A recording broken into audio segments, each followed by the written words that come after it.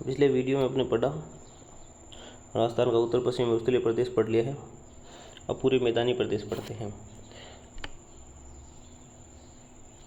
पूरी मैदानी प्रदेश क्या है? पूरी मैदानी प्रदेश ये है बीच वाला, जहाँ लूनी भी है, बनास भी है, चंबल नहीं, हाँ चंबल भी आती है थोड़ी बहुत इसमें, और लूनी, बनास, चंबल, नदियों वाला देश है ये, पूरा नदियों का प्रदेश है। पूरी मैदानी प्रदेश यह प्रदेश का कुल क्षेत्रफल का 23% है और 39% जनसंख्या। अब देखो 23% क्षेत्रफल है, 39% है, तो सर्वाधिक घनत्व हो गया। घनत्व का मतलब होता है कि क्षेत्रफल बटा जनसंख्या, तो क्षेत्रफल बटा जनसंख्या करेंगे तो सबसे ज़्यादा घनत्व हो गया इसका। 50 से 80 सेंटीमीटर वर्षा होती है। अपने पढ़ा था कि शुष्क और शुष्क में 0 से 50 होती है, यहाँ 50 से 80 होती है। आर्द्र जलवायु और जलोढ़ दोमट मिट्टी पाई जाती है। ध्यान रखना, सर्वाधिक उपजाऊ मिट्टी पूछ ले तो पहली जलोढ़ दोमट है, दूसरी काली है, ठीक है। तो इस प्रदेश में आर्द्र जलवायु व जलोढ़ दोमट मिट्टी सर्वाधिक उपजाऊ पाई जाती है। इस प्रदेश में सर्वाधिक जनसंख्या निवास करती है। तो दिखे ना रही सारों में ज़्यादा जनसंख्या निवास करेगी, क्योंकि पानी है बटे सारों में ज़्यादा जनसंख्या रहेगी। और इस एरिया में पूर्वी मैदानी प्रदेश में नदियाँ ज़्यादा हैं। इसे मुख्यतः 4 भागों में बांटा गया। चंबल बेसिन, न केवल भी चंबल है, चंबल बेसिन सर्वाधिक भीड़ इसी बेसिन में सवाई माधोपुर जिले में है। तो मैंने बताया तो उत्कर्ष लागरती धौलपुर सवाई माधोपुर है, और भीड़ जो है घास के मैदान होते हैं। और यहाँ भीड़ का जो अर्थ है, भीड़ का मतलब है कि जो चंबल नदी का बड़े बड़े खड्डे बने हुए हैं और उसके चारों में जंगल बना हुआ है, उसको भीड़ कहते हैं। माही बेसिन ध्यान ही है, डूंगरपुर बांसवाड़ा एरिया में जो माही है नदी वो आती है, ठीक है। वो नदियों में बता दूंगा मैं। युवा करती की है, बांसवाड़ा से जाती है, बनेश्वर धाम का मेला लगता है, बहुत सारी बातें हैं माही बेसिन को लेके। बनास बेसिन का मतलब होता है कि नदियाँ और उसकी सहायक नदियों द्वारा जितना एरिया घेरा जाता है ना, उसे बेसिन कहते हैं। जैसे चंबल नदी है, चंबल की जितनी भी सहायक नदियाँ हैं उनके द्वारा जो एरिया घेरा जाएगा वो उनका बेसिन कहलाएगा। माही की नदियों के द्वारा, ये नहीं कि जिस जिले से वो नदी गुजरेगी वही होगा, उसकी सहायक नदियाँ भी जहाँ तक जा रही है ना, वो सारा उसका बेसिन है, ठीक है। बाणगंगा का मैदान, बाणगंगा भी इम्पोर्टेंट है। बाणगंगा कहाँ से निकलती है? उदयपुर से निकल के बाहर की तरफ जाती है। एकमात्र नदी है जो अपने राजस्थान से निकल के जिसका उपयोग दूसरे राज्य के लिए होता है, गुजरात जाती है शायद ये बाणगंगा, तो ये भी इम्पोर्टेंट है, ठीक है। और सॉरी, बाणगंगा नहीं जाती है, बाणगंगा तो नहीं जाती है, ठीक है, ये बता दूंगा मैं आगे नेक्स्ट। बाणगंगा नहीं जाती है उदयपुर से, वो दूसरी नदी है, नदियों में बता दूंगा। ये मैदान दक्षिण में मेवाड़ का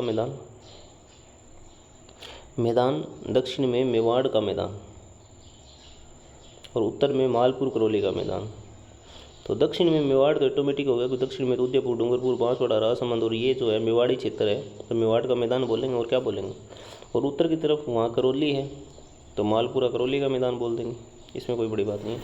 अब मालपुरा करौली के मैदान को क्या बोलते हैं, इसके भी अलग नाम है। देन पिडमांड मैदान बोलते हैं, बनास मैदान बोलते हैं, तृतीय पेरीप्लेन बोलते हैं।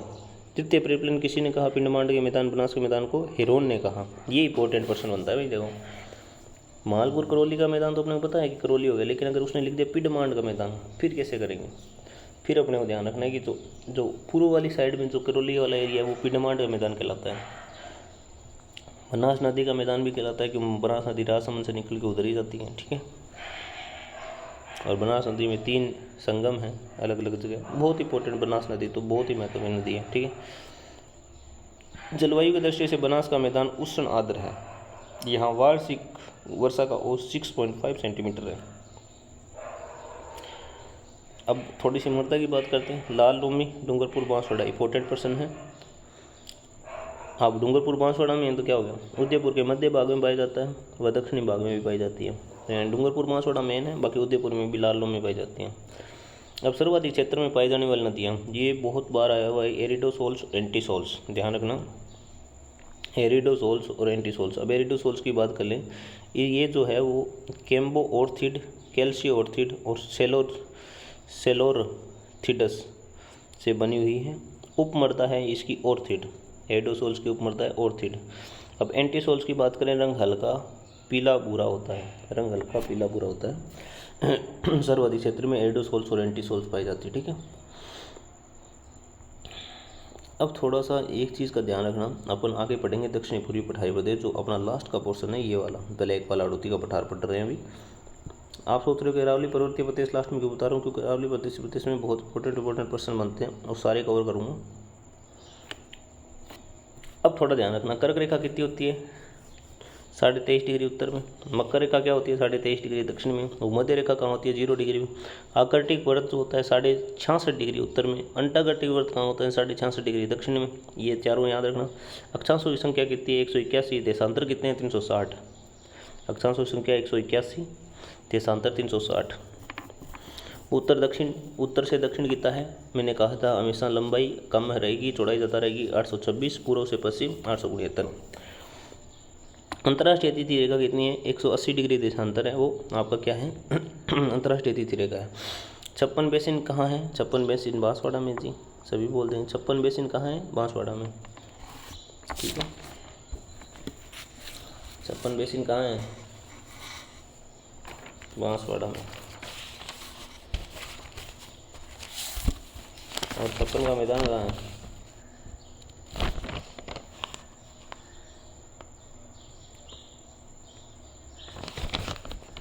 बहुत इंपॉर्टेंट लाइन है ये। 56 का मैदान, 56 बेसिन, 56 की पहाड़ियाँ।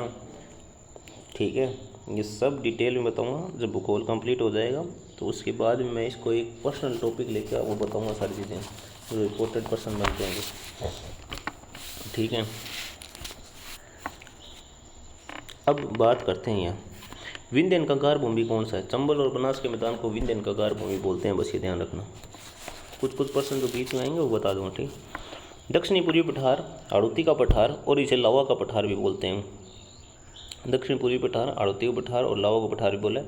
और सैंडस्टोन बना है, इंग्लिश में सैंडस्टोन बोला है, हिंदी में बलुआ पत्थर बोला है। ठीक है, अब आगे चलते हैं।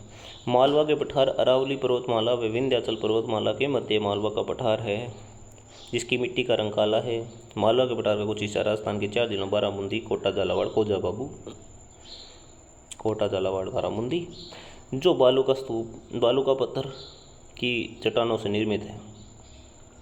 यानी अरावली पर्वतमाला और विंध्य पर्वतमाला के बीच को पठार है वो। ठीक है, इस पठार में बेसाल्टिक चट्टानें अपरदित होकर काली मिट्टी में बदल गई है, बेसाल्टिक चट्टानों से बना हुआ है। ठीक है, मैंने पहले ही कहा था पठार काली मिट्टी के निर्मित है। यह प्रदेश राज्य के कुल क्षेत्रफल का 6.89%। ये डाटा जो है ना ध्यान रखना, ये बहुत बार डीपली पूछा जाता है ये पर्सन, वो दे देगा 6.87, 6.85, 6.86, 6.78 या 98 उल्टा सुल्टा कर देगा, इसको कैसे भी पूछ लेगा। लेकिन आपको ध्यान रखना 6.89 कैसे याद रखना है। 61.11 40%, 23 × 40 61.11% पहला, दूसरा 23 और तीसरा आपका क्षेत्रफल 6.89। तो मेरे हिसाब से सबसे कम क्षेत्रफल पे यही फैला हुआ है, 6.89 बोल दिया तो। ठीक है, क्योंकि इससे ज़्यादा तो आपका अरावली भी होगा, 9% के समथिंग है, 9 और 10 है उसमें। 6.89 और 11% जनसंख्या निवास करती है। इस प्रदेश में 80 से 120 सेंटीमीटर वर्षा होती है, यानी कि ये अति आर्द्र जलवायु है, यानी बहुत ज़्यादा वर्षा हुआ है 120 सेंटी तक। लेकिन ध्यान रखना, सर्वाधिक वर्षा की बात करें तो सर्वाधिक वर्षा आपकी झालावाड़ में होती है। बांसवाड़ा मत कर देना भैया। मुकुंदरा की पहाड़ियाँ पूछ ले तो कोटा झालावाड़ जिले में फैली हुई, बहुत बार प्रश्न आए हुए, बहुत अनलिमिटेड टाइम पूछा हुआ है मुकुंदरा की पहाड़ियाँ कहाँ हैं, कोटा व झालावाड़ जिले में फैली हुई है। सर्वाधिक खनिज पाए जाते हैं। राजस्थान में वृत्त सीमांत वंश किसे कहते हैं। अब बूंदी सवाई माधोपुर पहाड़ियों के सारे फैला हुआ है, बूंदी और सवाई माधोपुर वृत्त सीमांत वंश का मतलब ये होता है कि अरावली और विंध्यन है, ये दोनों मिलेगी उस तल को क्या कहेंगे, ग्रेट सीमा बाउंड्री फॉल्ट या मान सीमा वंश कहेंगे, वृत्त सीमांत वंश। यहाँ पे आप देख रहे हो सवाई माधोपुर और करौली, तो ये जो है ना यहाँ पर 18 वो ब्लैक कलर में दिख रहा है, इसके बीच में वृत्त सीमांत वंश हो जाएगा, अरावली और विंध्यन के बीच में हो जाएगा। ठीक है,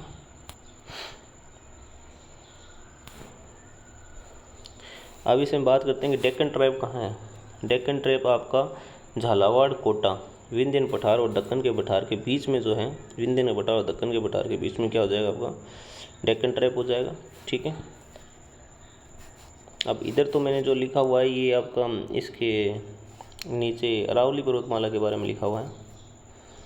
मलानी अगले समूह कहाँ है, जालोर ग्रेनाइट जो है वहाँ मलानी अग्रण्य सेल समूह हो जाएगा। बलुआ पत्थर की चट्टानों से मिट्टी से बनी हुई आड़ती के पठार हो गए। अब डेजर्ट ब्लॉक की बात करते हैं। देश के 142 डेजर्ट ब्लॉक में से राजस्थान में 85 डेजर्ट ब्लॉक हैं। सूखा प्रभावित क्षेत्र कार्यक्रम कब चलाया गया, बहुत इंपॉर्टेंट प्रश्न, बार बार 1974-75 में चलाया गया। ठीक है, और 11 जिलों में चलाया गया, टोटल 12 जिले जिनमें 11 में चलाया गया। ये राजस्थान में छप्पनिया काल का बढ़ा, ये बहुत इंपॉर्टेंट क्वेश्चन है। 1899 से 1900 AD में पड़ा था छप्पनिया काल। ठीक है, टोडगढ़ चोटी अजमेर में और खो चोटी जयपुर में, ध्यान रखना। टोडगढ़ अजमेर, टोडगढ़ अजमेर, टोडगढ़ किला भी है अपना, ठीक है, अजमेर में, और खो चोटी जयपुर में। अब बात करते हैं अरावली पर्वतीय प्रदेश की। इसमें अरावली पर्वतीय प्रदेश के पहले जो प्रश्न बनते हैं वो थोड़ा देख लेते हैं। ये न्यूनतम ऊंचाई अजमेर में है, सर्वाधिक विस्तार उदयपुर में है, सर्वाधिक अंतराल जो है उत्तरी मध्यवर्ती में है, और मतलब पहाड़ियों के बीच में गैप है, उत्तरी मध्यवर्ती में है। दक्षिणी अरावली जो है उसे डोरा कहते हैं। नागपानी चोटी जो है अरावली की चोटी है। नागपानी क्या है, अरावली की चोटी है। मध्यम अरावली निम्नतम ऊंचावच कहाँ है, सांबर में है। ठीक है, और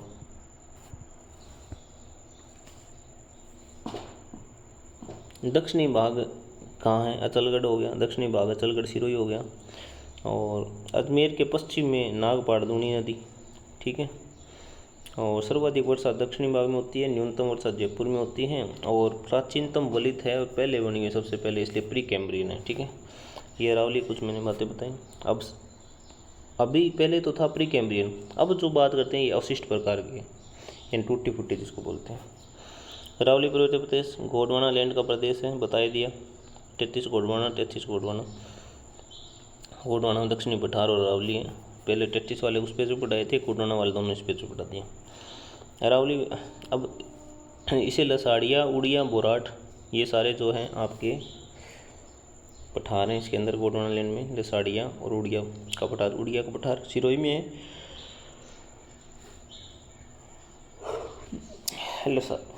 लसाड़िया का पठार पता नहीं है मेरे को, मैं बता दूँ आपको। ये सब चीज़ें एक साथ पढ़ाऊँगा, लसाड़िया वाले ये जो पठार है एक ही पेज पे बता दूँगा। लसाड़िया का पठार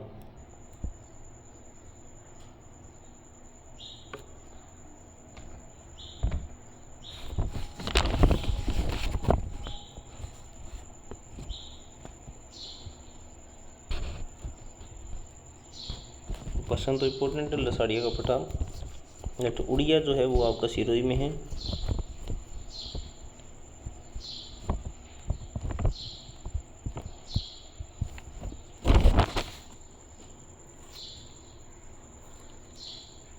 अब बात करते हैं अरावली पर्वतीय प्रदेश की। गोंडवाना लैंड का अवशेष है अरावली पर्वत श्रृंखला। कमेंट में बताना लसाड़िया का पठार कहाँ है, आप लिखना कमेंट में। अरावली पर्वत श्रृंखला का शाब्दिक अर्थ चोटियों की पंक्ति है। अरावली पर्वत श्रृंखला का शाब्दिक अर्थ चोटियों की पंक्ति है, जो सबसे प्राचीनतम वलित पर्वत श्रृंखला है।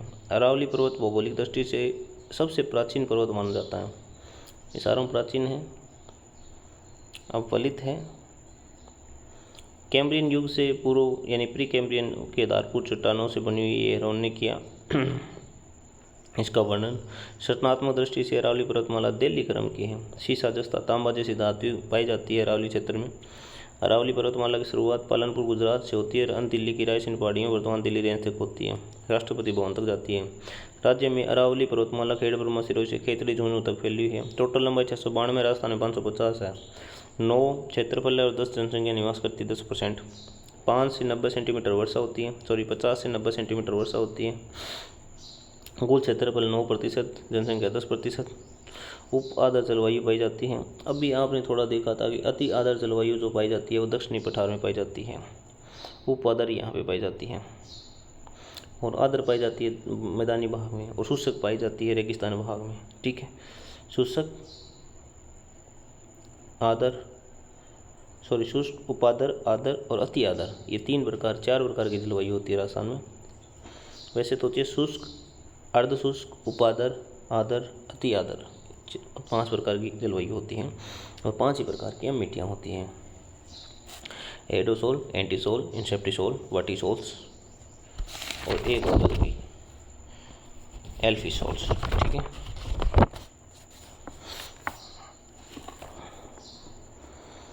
अरावली पर्वतमाला का राज्य में सर्वाधिक विस्तार दक्षिणी राजस्थान व उदयपुर में, सबसे कम विस्तार राजस्थान के अजमेर में है। सर्वाधिक विस्तार भी उदयपुर में फैली हुई है सारों ज़्यादा, अजमेर में थोड़ी कम है, तो मध्य राजस्थान में कम हो जाएगी। वैसे मध्य नहीं है अजमेर, नागौर है मध्य तो, लेकिन मध्य राजस्थान अरावली पर्वतमाला का मध्य भाग जो है अजमेर में है।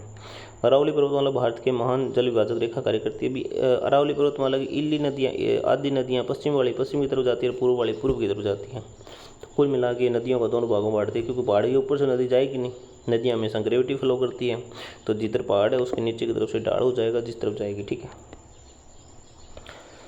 पहाड़ से निकल के मैदानी भाग की तरफ तो जाएगी, तो इसलिए महान विभाजक जल रेखा भी बोल देते हैं इसे। तो ये कोई वो तो नॉर्मल सा पर्सन नहीं है, तो महान जल विभाजक रेखा इसलिए होती है क्योंकि दोनों तरफ की नदियाँ दोनों तरफ जाती हैं। अब बात करते हैं भारत की महान जल विभाजक रेखा कहते हैं। अरावली राजस्थान को 2 भागों में बांटती हैं। 2 भागों में इसलिए बांटती है कि इधर रेगिस्तान है, रेगिस्तान को आगे बढ़ने नहीं देती है, उसके प्रसार को भी रोकती है, लेकिन बीच में कुछ जगह है तो वहाँ से गारो यानी रास्ता बना लेता है, रेगिस्तान आगे बढ़ रहा है, इसलिए तो टोटल 2,13,688 है, ठीक है। वरना रेगिस्तान की बात करें तो 1,63,800 ही है, सॉरी 1,75,000 वर्ग किलोमीटर ही है। अब ध्यान रखना, गुरु से ज़रा आशा रखो, गुरु से दिल से ज़रा आशा रखो। यानी कि गुरु शिखर 1722 से 1727, शेर 1597, दिलवाड़ा सिरोही 1442, जरगा 1431, अचलगढ़ 1380, रघुनाथगढ़ सीकर 1055। उत्तरी अरावली की सबसे ऊंची चोटी, इंपॉर्टेंट क्वेश्चन है ये, उत्तरी अरावली की सबसे ऊंची चोटी सीकर में रघुनाथगढ़ है। ध्यान रखना, रघुनाथगढ़ सीकर मैं क्यों कह रहा हूँ, क्योंकि आप इसमें गलत कराओगे। सीकर में रघुनाथगढ़ है, ये ध्यान रखना, क्योंकि वो सीकर में एक मंदिर है जीण माता का, उसके हिसाब से आप कहीं गलत ना कर दो। वहाँ पे रघुनाथगढ़ है ये चोटी का नाम। अचलगढ़ तो सिरोही में ही है। अब इसमें ध्यान से एक चीज़ देखने वाली बात है, एक प्रश्न बनता है कि उदयपुर निम्न में से कौन सी चोटी ऊंची है, और फिर वहाँ पे आप देखोगे कि ये जरगा जो है ये उदयपुर में है, ये सिरोही में नहीं है, सीकर में नहीं है, अजमेर में नहीं है, ये है उदयपुर में। उदयपुर की सबसे ऊंची चोटी पूछेगा प्रश्न में वो, और आपको देगा गुरु शिखर, शेर, रघुनाथगढ़, अचलगढ़, पता नहीं क्या क्या देगा, टोडगढ़ दे देगा, कुछ भी दे देगा मान लो। लेकिन आपको बहुत ध्यान रखना कि जो जरगा है ना, जरगा उदयपुर की अगर पूछेगा, वो डायरेक्ट ऊपर प्रश्न में उदयपुर पूछेगा तो जरगा आपको करनी है आंसर में, वहाँ आप गुरु शिखर नहीं कर सकते, क्योंकि प्रश्न वो उदयपुर की पूछेगा और आप वहाँ पे गुरु शिखर कर दोगे तो प्रश्न तो गलत हो गया ना। हाँ, राजस्थान की सबसे ऊंची चोटी गुरु शिखर हो सकती है, लेकिन उदयपुर की जरगा है। शिखर की पूछ ले, उत्तरी अरावली की पूछ लेगा, उसके क्या है, उत्तरी अरावली पूछ लेगा, वहाँ तुम थोड़ी कर सकते हो कि उत्तरी अरावली गुरु शिखर है, तो वहाँ आपको क्या करना है, रघुनाथगढ़ करना है। प्रश्न का मीनिंग समझना बहुत ज़रूरी है चोटियों क्रम में। और वैसे वो सीधा क्रम ही पूछता है, पूछ लेगा कि कौन कौन से में कहाँ कहाँ है, तो आप देखोगे कि सज्जनगढ़, तारागढ़ और अचलगढ़, ये एक क्रम जो नीचे मैंने लिखा हुआ है आप देख सकते हो। अब थोड़ा बहुत दर्रे की बात कर लेते हैं, दर्रे भी इसमें हैं। अरावली पर्वतमाला के सुदूर दक्षिण जड़ अरब सागर से शुरू होती है। अरावली पर्वतमाला की औसत ऊंचाई 930 मीटर है। कामली घाट दर्रा ध्यान रखना बहुत इंपॉर्टेंट है। राजसमंद और पाली में कामली घाट है। केवड़ा की नाल उदयपुर है। कामली घाट उदयपुर राजसमंद पाली में है और केवड़ा की नाल उदयपुर में है। दर्रा होता है रास्ते जाने का मार्ग। भाई कामली घाट जो दर्रा है ना, वो राजसमंद से पाली की तरफ अपन बढ़ते हैं। अब भाई मान लो मेरे को आना है कि मान लो माउंट आबू आना है, तो माउंट आबू आने के लिए मेरे पास रास्ता कहाँ से है? रास्ता यही तो है, चित्तौड़गढ़ से जाऊँगा राजसमंद होते हुए उदयपुर जा सकता हूँ। एक तो वो केवड़ा की नाल से जाऊँगा उदयपुर होके जाना, तो अगर राजसमंद से पाली गुजरना है मेरे को, राजसमंद से पाली की तरफ बढ़ना है तो कामली घाट से जाऊँगा भाई। ये रहा बीच में आपका राजसमंद। राजसमंद से एक रास्ता तो जाएगा उदयपुर की तरफ और एक रास्ता जाएगा पाली की तरफ। आपको समझ नहीं आ रहा हो तो मैं डायग्राम में दिखाता हूँ आपको। देखो ये आपका रहा राजसमंद, दिख रहा है आपको। अब इधर से पाली की तरफ जाऊँगा वो तो हो जाएगा आपका केवड़ा की नाल, सॉरी कामली घाट। और उदयपुर की तरफ जाऊँगा तो वहाँ हो जाएगा केवड़ा की नाल। इन दोनों ही कैप पे है राजसमंद से निकलने वाले। पाली की तरफ जाऊँगा तो कामली घाट, ठीक है, मैं कमली वो तो पाली की तरफ जाएगी। और केवड़ा की नाल जो है यानी कि वो जाएगा उदयपुर की तरफ, ठीक है। अपन राजसमंद से उदयपुर होते हुए सिरोही पहुँच सकते हैं, राजसमंद से पाली होते हुए भी अपन सिरोही पहुँच सकते हैं, ठीक है। आप पे डिपेंड करता है कि आप कौन सी साइड से जाओगे, ठीक है। और एक रास्ता और भी है, जोधपुर होते हुए भी आ सकते हो आप, लेकिन जोधपुर से भी आपको पाली होते हुए आना पड़ेगा। पाली तो बीच में आपको धोख लगानी ही पड़ेगी अगर आपको माउंट आना है तो, ठीक है। बूंदी में अरावली पर्वत श्रृंखला को आड़ावाला कहते हैं। आड़ावाला ये प्रश्न पूछा हुआ है, काफ़ी इंपॉर्टेंट प्रश्न है कि बूंदी में आड़ावाला, ऐसे पूछ लेगा आड़ावाला कौन से जिले में कहते हैं या बूंदी में क्या कहते हैं आड़ावाला। शिवपुर घाट, सुरा घाट, देबारी अरावली के प्रमुख दर्रे हैं, ठीक है। और अरावली की पहाड़ियों में सालर वृक्ष 450 मीटर से भी अधिक ऊंचाई पर मिलते हैं। सालर वृक्ष 450 मीटर की ऊंचाई पर मिलते हैं, ठीक है। गुरु शिखर पे क्या है, दत्तात्रेय ऋषि का क्या है, गुफा है। आप जाओगे तो लाल कलर का एक मंदिर बना हुआ है, वो दत्तात्रेय ऋषि का है। आबू पर्वत जो बना हुआ है वो ग्रेनाइट से बना हुआ है, ध्यान रखना। आबू पर्वत जो बना हुआ है वो ग्रेनाइट चट्टानों से बना हुआ है। खनन से राज्य की परिस्थितियाँ संकट में हैं। जी बार बार खुदाई किससे संकट में आ रही है, अरावली क्षेत्र को, इसलिए अब इन्होंने क्या कि मना कर दिया, लगभग खनन पे रोक लगाई जा रही है राजस्थान में, ठीक है। अंतःप्रवाह जो है वो उत्तर पूर्व में पाया जाता है। अंतःप्रवाह कहाँ है, अंतःप्रवाही नदियाँ शेखावटी प्रदेश में, वो कहाँ पे है, उत्तर ऊपर है, पूर्व साइड में है, उत्तर पूर्वी में हो गया। पूर्वी मैदानी भाग आप पूछोगे बनास, चंबल, माई का हो गया। पिंडमांड का मैदान है वो पूर्वी मैदानी प्रदेश हो गया, मालपुर, टोंक, करौली का। अब एक करमदेर का है सज्जनगढ़ और तारागढ़। ध्यान रखना सज्जनगढ़ जो है तारागढ़ से बड़ी है, बस ये ध्यान रखना। बाकी चोटियों के तो मैंने दे रखे हैं, वहाँ पे हाइट दे रखी है, लेकिन आपको सज्जनगढ़ पूछेगा तो वो तो उदयपुर में है और तारागढ़ अजमेर में है, यानी कि उदयपुर वाली चोटी अजमेर वाली से बड़ी है, ठीक है। Thank you. आपका भूतही प्रदेश कंप्लीट हो गया 2 वीडियो में, ठीक है।